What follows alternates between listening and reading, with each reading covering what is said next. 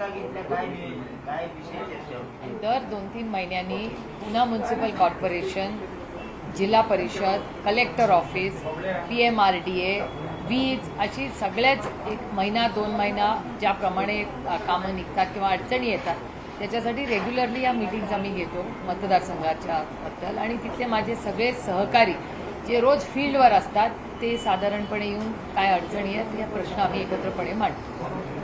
आज काय होते मला वाटतं 3-4 मोठी आव्हानं आहेत की एक पाण्याचा प्रश्न सातत्यानंतर जलजीवन मिशनच्या एवढा मोठा निधी केंद्र सरकारकडून आला, महाराष्ट्र सरकारकडूनही तो आलेला आहे मॅच करून, आपल्याला आठवत असेल त्या काळात. पण दुर्दैवाने त्याचं इम्प्लिमेंटेशन किंवा त्याच्या मोठ्या गॅप्स आहेत.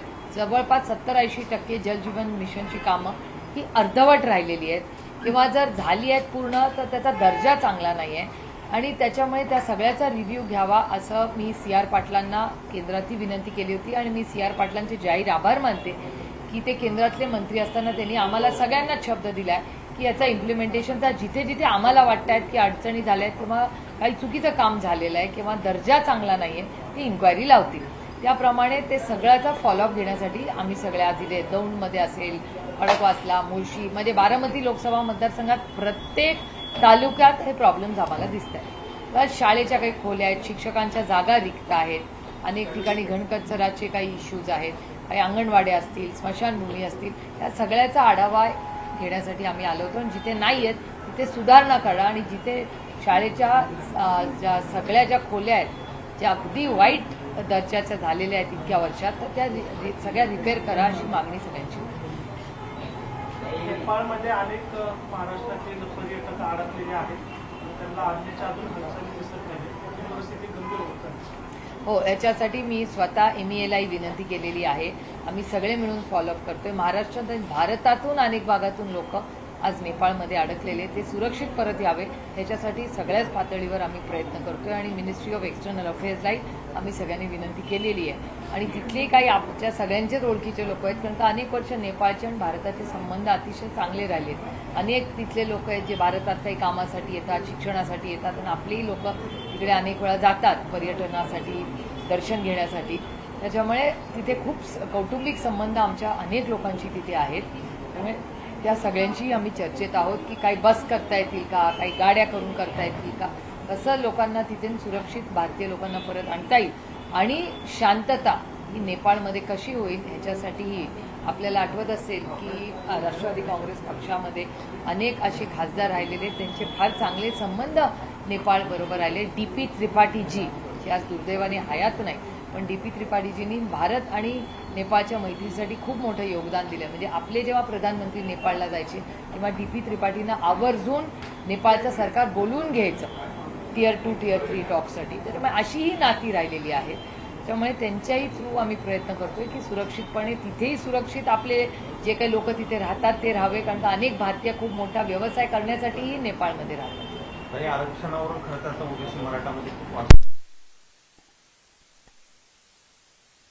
केले जात आहे आणि ओबीसीचं नाही की त्याच्यातून GR मधून तुम्ही सरसकट देऊ नका आरक्षण.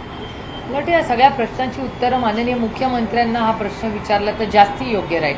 कारण का गेले 8 दिवस वर्तमानपत्रात आणि चॅनल्समध्ये आणि साधारणपणे समाजात नक्की काय कुणाला लाभ मिळणार आहे हे स्पष्टच होत नाहीये. त्यामुळे कळतच नाही कुणाला की नक्की इम्पॅक्ट काय आहे त्याचा. त्याच्यामुळे मला असं वाटतं हे सगळे प्रश्नाची उत्तरं फक्त आणि फक्त या राज्याचे माननीय मुख्यमंत्रीच देऊ शकतात, कारण का GR त्यांच्या सरकारने काढलेला आहे आणि त्यांच्याच सरकारमध्ये 2 गट आता झालेले आहेत. त्याच्यामुळे सरकारमधलेच लोक जर GRला चॅलेंज करणार असतील तर हे काहीतरी नवीनच खरं तर बघायला मिळतं.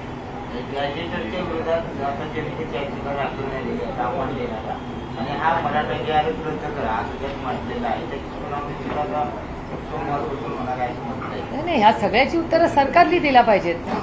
सरकारने ज्या पद्धतीने हे सगळे GR काढले आणि ते तर म्हणत होते की त्यांनी लॉ अँड ज्युडिशियरी डिपार्टमेंटशी सविस्तर चर्चा केली आहे. त्याच्यामुळे या सगळ्या प्रश्नांची उत्तरं आज जे काही राज्यामध्ये चाललेलं आहे त्याला पूर्णपणे जबाबदार महाराष्ट्राचं सरकार आहे. जाहिराती तर खूप खूप मोठ्या झाल्या, त्यांची अंमलबजावणी व्हायला पाहिजे. ओबीसी पण आक्रमक होताना दिसतात, ते देखील मोर्चा घेऊन महामोर्चा घेऊन मुंबईला जाण्याची तयारी. हे खूप म्हणजे मिसहँडल केलेलं काम आहे. ज्या महाराष्ट्रामध्ये गुणागोविंदाने, प्रेमाने, आदराने, विश्वासाने आपण सगळेच राहिलेलो आहोत एकत्र.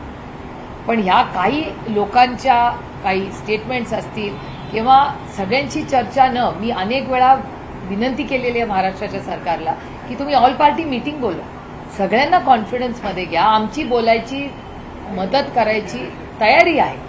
तर महाराष्ट्र सरकारने ही कटुता वाढवू नये.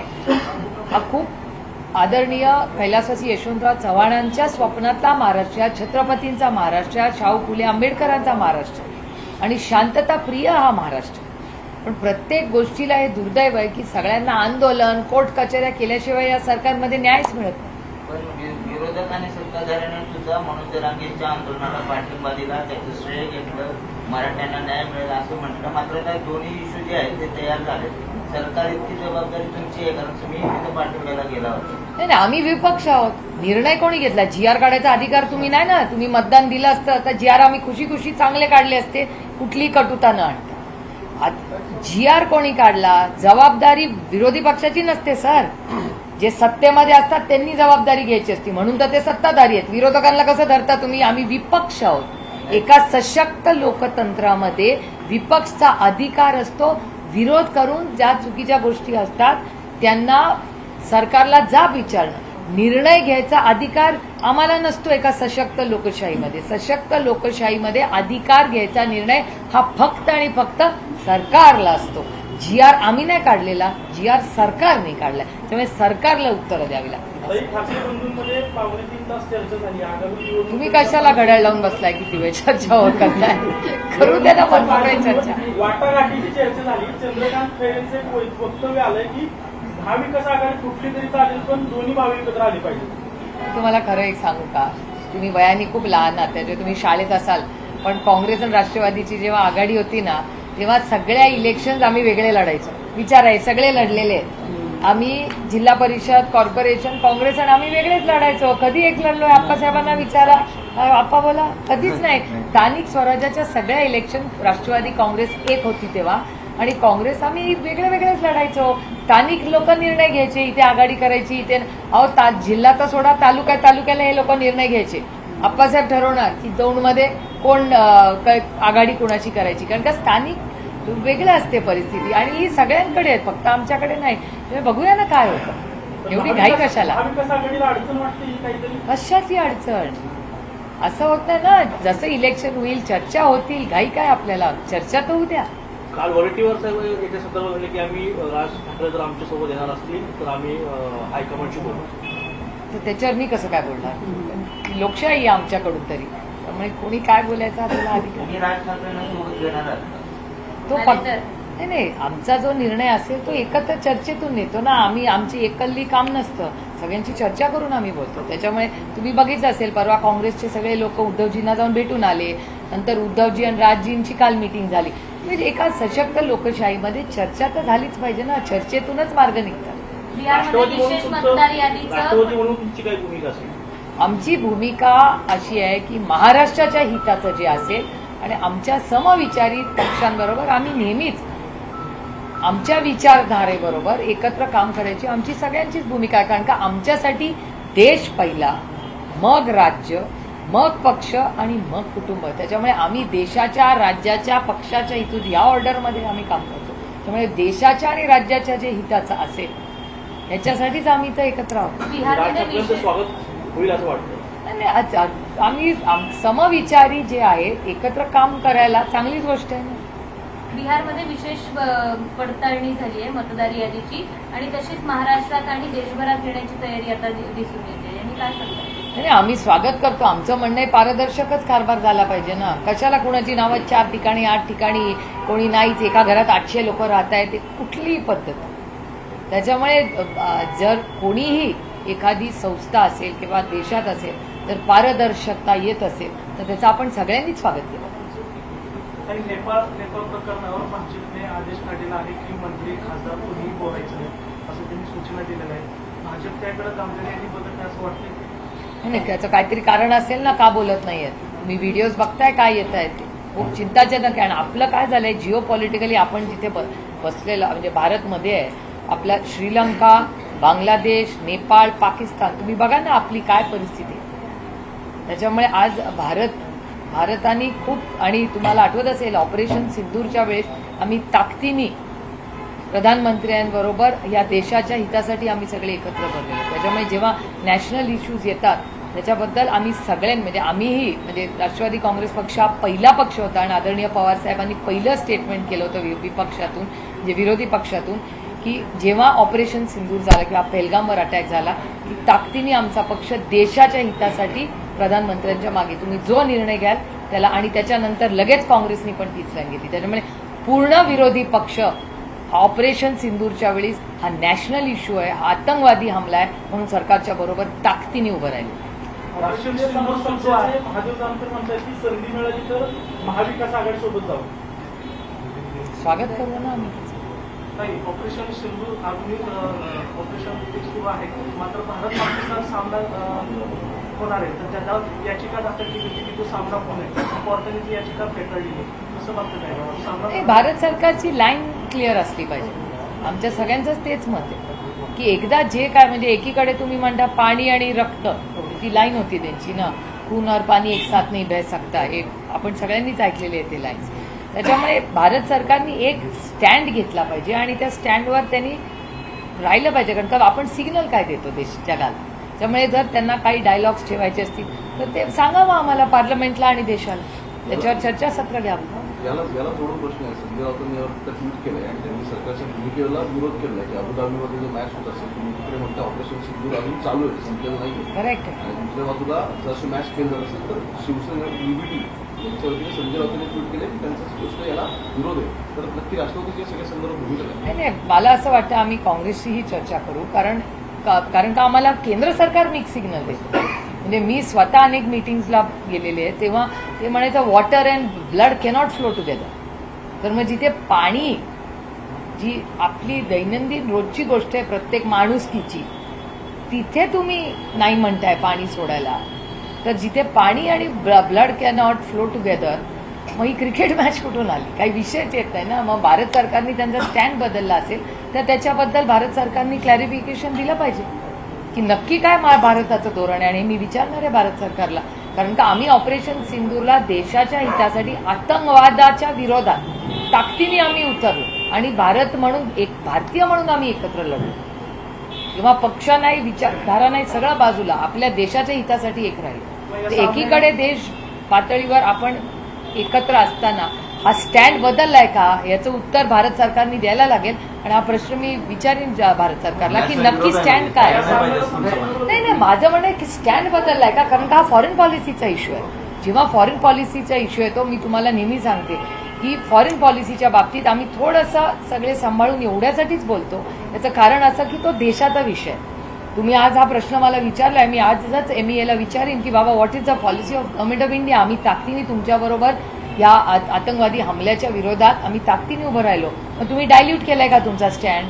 हे बोललं पाहिजे त्यांनी की जर भारत सरकारने डायल्यूट केला असेल स्टँड तर मग एक चिंताजनक आहे ना. एकीकडे water and blood will not flow together आणि दुसरीकडे तुमचा दुसरंच काहीतरी पॉलिसीमध्ये कन्फ्युजन आहे भारत सरकारच्या. हे चिंताजनक आहे. सरकारने एक काहीतरी पॉलिसी ठरवली पाहिजे ना. असं सिलेक्टिव्ह होऊ शकत नाही ना. तर मी जरूर MEAला विचारीन आणि मी तुम्हाला याचं उत्तर देईन. MEAकडून क्लॅरिफिकेशन आलं. बरोबर आहे. काय तर फॉरेन पॉलिसी जरी विषय असतात ते सुद्धा रिजनल पॉलिटिक्समध्ये रिप्रेझेंटेशन दिसत नाही. म्हणूनच संजय राऊतांचं नाही, रिजनल पॉलिटिक्स नाही. मला असं त्यांचा मुद्दा असा आहे त्याच्यावर की तुमचे एकतर अलाय पार्टनर आहे आणि दुसरं त्यांचं असं म्हणणं आहे की जर सरकार हे करणार असेल तर आमची महिला आघाडी सिंधू रक्षा नावाचं आम्ही मग त्याच्यावरती कॅम्पेन चालवून आम्ही रस्त्यावरती. नाही, मला असं वाटत नाही की हा राऊत साहेबांसाठी हा राजकीय विषय आहे. हा एक इमोशनल विषय. तुम्ही सगळेजण जगदाळेंच्या घरी किती वेळा माझ्याच बरोबर आलेला आहेत, आपलीच भेट झालेली. कधीतरी त्या मुलीचा कधी विचार केलाय कोणी? तिची अजून नोकरी फायनल नाही झाली. आपल्याला सगळ्यांना माहिती आहे, तुम्ही तेवढाच फॉलोअप करता जेवढा मी करते.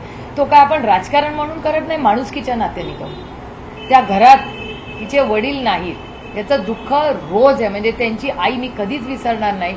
मी जेव्हा जेव्हा त्यांना भेटायला जाते त्यांची आई एकच गोष्ट सांगते की ताई, मी जेव्हा जेव्हा डोळे बंद करते तेव्हा फक्त त्या आतंकवाद्याचा चेहरा मला दिसतो. त्याच्यामुळे त्यांचं दुःख आणि त्याच्यानंतर सरकारने, कुठल्याही सरकारने या आतंकवाद्यांच्या बरोबर झिरो टॉलरन्स जर तुमचं, आणि हेच सरकार म्हणतं ना दिस इज द न्यू नॉर्मल, मग हा कसा काय न्यू नॉर्मल? त्याच्यामुळे मला असं विचाराल तर राऊत साहेबांनी हा एक इमोशनल इश्यू आपल्यासाठी आहे. हा फक्त राजकीय विषय नाही आणि हा राजकीय विषय नाहीच आहे.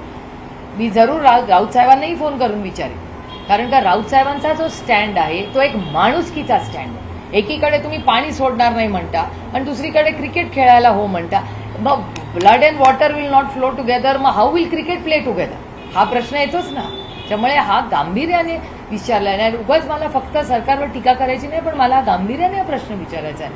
भारत सरकारने याचं उत्तर द्यावं लागेल. भारत सरकार शिवसेना 14 तारखेपासून माझं पंतू माझा देश असं आंदोलन राज्यभर करणार.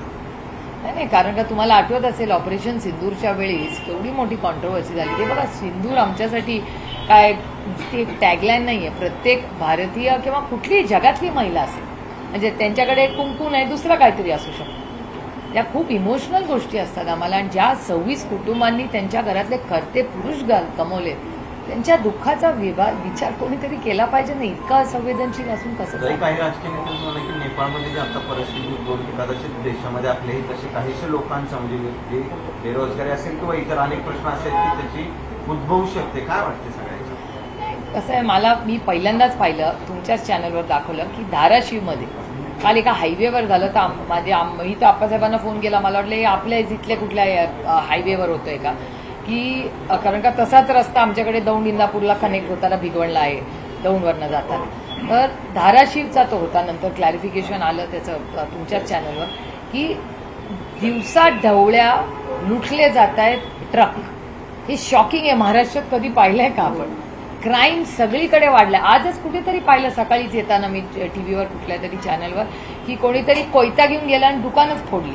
हे कुठली नवीन पद्धत? हे क्राईम कधी वाढतो? क्राईम अशा वेळेस वाढतो जेव्हा इकॉनॉमिकल सिच्युएशन क्रायसिसमध्ये असते. त्याच्यामुळे हे अर्थातच, आणि हे वारंवार आम्ही मी फक्त या सरकारवर टीका करत नाहीये. मी सरकारला आठवण करून देते की प्लीज आत्मचिंतन करा. तुमच्या स्कॉलरशिपचे पैसे वेळेवर येत नाहीत. आता हे सगळे बसलेले यांना विचारा, जलजीवनचे मिशनचे पैसे यांचे का नाही आलेले? पाण्याची कामं अर्धवट पडली आहेत, शाळेची कामं अर्धवट पडली आहेत. सरकारकडे पैसेच नाहीये. आणि पॉप्युलर स्कीम्स हे सरकार करत राहतं इलेक्शनच्या आधी, आणि नंतर आमच्या जशा महिलांचे 26 लाख महिला महाराष्ट्रातल्या लाडक्या बहिणी योजनेतून पहिला टप्पा म्हणते मी कमी केलेला आहे. पण मग कोण आहे ह्याला जबाबदार? हे सरकार ना. या सरकारचा फिस्कल डेफिसिट बघा तुम्ही. फिस्कल डेफिसिट मॅनेजमेंट हा कायदा अटलजींनी केलेला आहे. मी किती वर्ष तुम्हाला या कायद्याबद्दल सांगतो. तो मॅनेजच होत नाहीये. फिस्कल डेफिसिट मॅनेजमेंटच नाहीये. कोलॅप्स झालंय महाराष्ट्राचं. मग कोण या इकॉनॉमीची जबाबदारी घेणार? जीएसटीमध्ये होणारे बदल त्यांनी खरंच बूस्ट होणार आहे का नाही इकॉनॉमी? हे कालच ठरवेल ना. आता कसं कळेल आपल्याला? नोकऱ्या जात आहेत हिंजवडीला. हे हिंजवडीचे विचार आहे ना. 12,000 नोकऱ्या एकट्या इन्फोसिसने काढलेल्या. खूप चिंताजनक परिस्थिती आहे. मुलांना नोकऱ्या मिळत नाहीयेत. किती एमबीए मुलं आपल्या सिम्बायसिस वगैरे आपल्याच भागाचं सांगते ना, एवढी मुलं ऑन कॅम्पस मुलं केवढे पॅकेजेस यायचे. आपणच किती कार्यक्रमाला सिम्बायसिसला जायचो. अशा कार्यक्रमाला कुठे आता तसा माहोलच नाही. दुर्दैव आहे, कारण का slow down in the economy. आणि हे जिओ पॉलिटिकल सिच्युएशनमुळे परवा आता जसं ह्याला ओमान मध्ये अटॅक झाला, हे चिंताजनक आहेच ना. आपल्या जवळच आहे. सगळे शेजारची जवळची राज्य. कतारमध्ये, सॉरी ओमानला नाही, कतारला अटॅक झाला. जलजीवनला पैसे नाहीत म्हणून दुसरीकडे आपल्याकडे डीपीसीचा निधी असतो, जिल्हा परिषदेच्या सेफचा निधी असतो.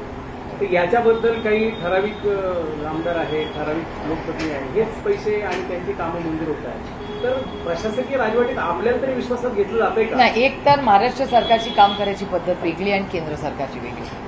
मी चांगल्याला चांगलं म्हणेन, कारण केंद्र सरकारमध्ये ह्या सगळे बसलेले आहेत आणि रेग्युलर सगळे फॉलोअपही घेत असतात.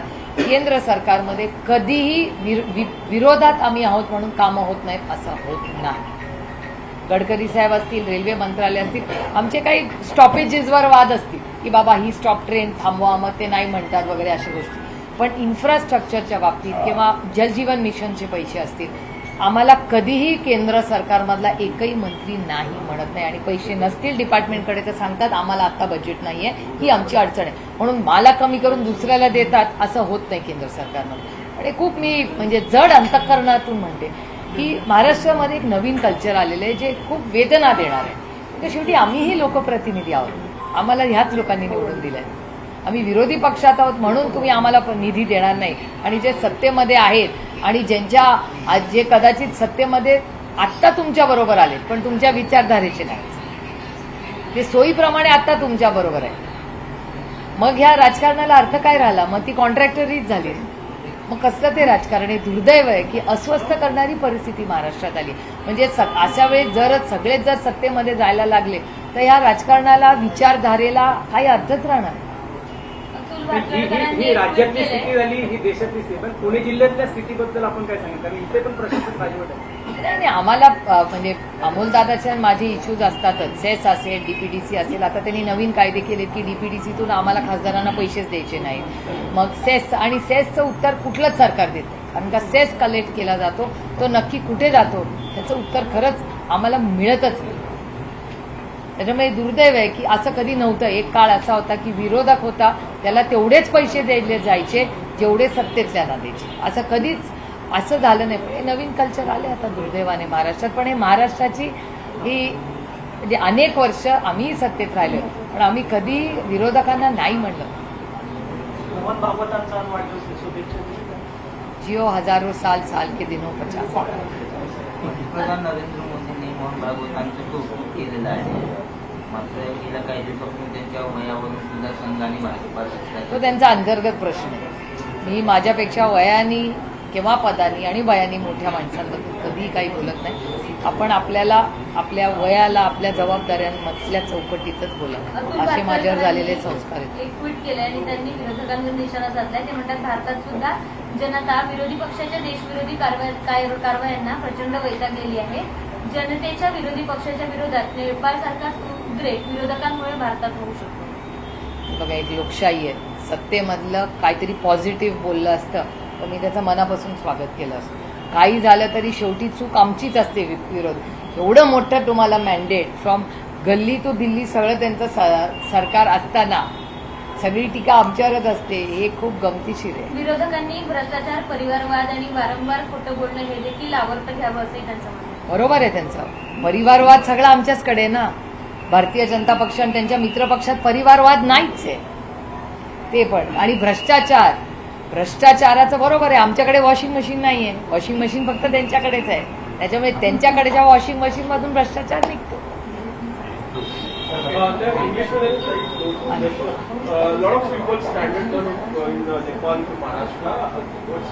No, we have reached out. We've been fortunate enough that a lot of Indians, big business families, professionals, doctors, all work in Nepal. So we have reached out to most of them who we have known, or they have associations of families in India, plus the tourists. So all the professionals as well as tourists, we have reached out to MEA and we have requested, and MEA has committed to us that they will definitely help, and I'm sure that India will reach out to every Indian in Nepal who is stranded and bring them home. What is your stand on India-Pakistan match which is held in Abu Dhabi? Well, I'm very, very surprised because the stand that was taken by the Indian government was very, very clear. During Operation Sindoor, Government of India made it very clear, and I remember every speech that came from the Treasury benches that water and blood will not flow together. So I'm actually very surprised that for a government which has taken such a strong stand is agreeing to play this match. So I'm very surprised, and I'm going to reach out to the Government of India to find out what their real stand is, because when we went on Operation Sindoor, they had made it very, very clear that there will be no dialogue with anybody anywhere in the world who supports terrorism, and Government of India was very, very clear during Operation Sindoor that there will be no dialogue with the neighbors who encourage instability or any kind of attacks on India will not be tolerated. And they called it the new normal. So when there is a new normal is there, they are committing to. They are committing that blood and water will not flow together. So I don't understand where a cricket bat and a ball come into this. So do you think it's the stand is diluted also? No, it's clearly not diluted, because a cricket match you can't call a dilution. Dilution has to be when you have dialogue, there is engagement. So I'm actually very, very surprised, because from what I've understood during Operation Sindoor, what we were told, what statements came from government were very, very strong. So this suddenly has come actually as a shock to me. Because I'm really surprised, like, ये क्या हो गया? यहाँ तो हम लोग कुछ कर ही नहीं रहे उनके साथ, ना बात होएगी ना कुछ होएगी, और वहां से अटैक होगा तो यहाँ से करारा जवाब मिलेगा. All that we have heard. So suddenly where this is coming from is a shock to all of us. Shivsena announced to join to do a protest against this. So will you be joining them? No, you're just telling me about it. I'm not aware of the protest, but I will definitely ask them what they're doing. Since you're asking me, I will reach out to Shiv Sena and ask them what plans they have. Ma'am, there are reports that election commission is planning to do a SIR on the line of Bihar. SIR to be done in the national level. Well, we are requesting everybody that इस देश में हर एक को Bharat Ratna doctor Baba Saheb Ambedkar ने हर एक को एक ही अधिकार दिया, हर नागरिक को एक वोट. तो उससे वही पारदर्शक तरह से काम होना चाहिए, और अगर पारदर्शकता से काम हो तो हम सब ने उसका स्वागत करना चाहिए. We must encourage transparency in any government. You're part of the delegation, visited some different countries, but now what do you think? Isn't it a very contradictory what government is claiming, what government was actually claiming during the Operation Sindoor, and what is the... No, I'm in complete shock, because the stand that the strong action and stand government of India took against terrorism is completely changed today. So I'm really surprised and shocked, and I will be definitely asking the government this question, and government will have to answer these questions, because we are very concerned about all those 26 families who lost their lives in that. Who is going to be accountable for it? जवाब तो देना पड़ेगा सरकार. And you are keeping all party meet on Nepal. No, I've asked for all party meeting on the economy, on all globally what is happening, because I think either we should have an all party meeting and discuss all the situation in all our neighborhood. Our entire neighborhood is very, very volatile right now. So I think either an all party meeting or call a 5-day session, and let's have a discussion on all this, take some inputs also from both sides, the opposition and treasury, in the larger interest of the nation, for a good foreign policy and an outreach program to make sure that our entire continent lives in peace and harmony. Because any disruptions anywhere around us, we can affect our economy and many other things in our country. Sanjay Singh सांसद है, उन्हें house arrest KIA गया है recently. जब कश्मीर में थे तो कश्मीर में guest house में उन्हें अभी अरेस्ट करने की कोशिश है, और अभी जब अब्दुल्ला वहाँ आए तो उन्हें मिलने भी नहीं दिया. वीडियोज वायरल हो रहे इसके कि wanted to meet him but he couldn't. एक संजय सिंह अंदर है वहाँ, जो गेट पे चढ़ने की कोशिश कर रहे हैं अब्दुल्ला को मिलने के लिए. Abdullah standing outside. This is shocking. I'm actually shocked if this is true. I will definitely take information, because in a free country, हर एक को एक दूसरे को मिलने का अधिकार है. ऐसे कैसे रोका जा सकता है किसी को? पूछना पड़ेगा. I will get more information.